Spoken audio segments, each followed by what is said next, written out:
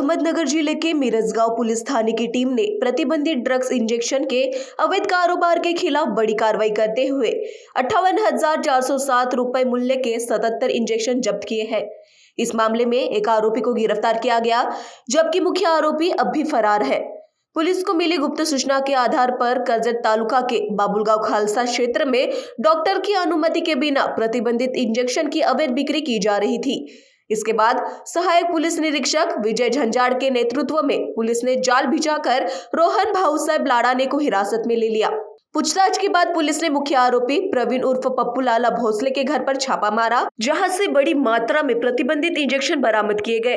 मामले में भारतीय न्याय संहिता और औषधि एवं प्रसाधन सामग्री अधिनियम के तहत मामला दर्ज किया गया है।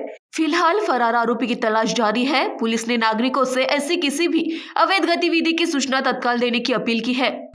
ड्रगचे इंजेक्शन विकत असल्याबाबत माहिती प्राप्त होती। याबाबत गेले 1 महिन्यापासून वर्कआउट चालू होता।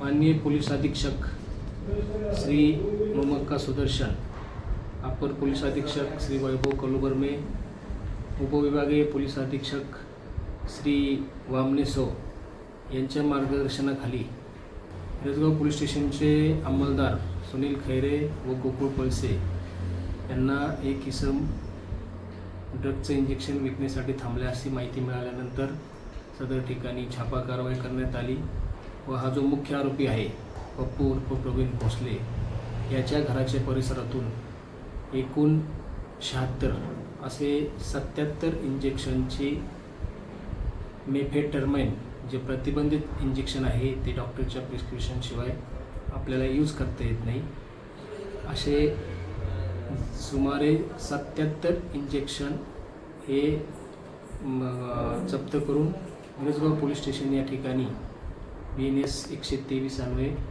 गुन्हा दाखल करण्यात आलेला आहे। या कारवाई संदर्भाने मी मिरजगाव व बाबळगाव परिसरातील नागरिकांना आवाहन करू इच्छितो की अशा प्रकारचे कोणी ड्रगचे इंजेक्शन वगैरे विकत असेल तर आपण तात्काळ पोलिसांना माहिती द्या व सर्व तरुणींना सांगू इच्छितो की अशा प्रकारचे इंजेक्शन हे शरीरास घातक आहे। अशा प्रकारच्या इंजेक्शनचे कोणीही सेवन करू नये। धन्यवाद। महान्यूज 7 के लिए मिरजगांव से धनसिंह साड़ू की इनकी रिपोर्ट।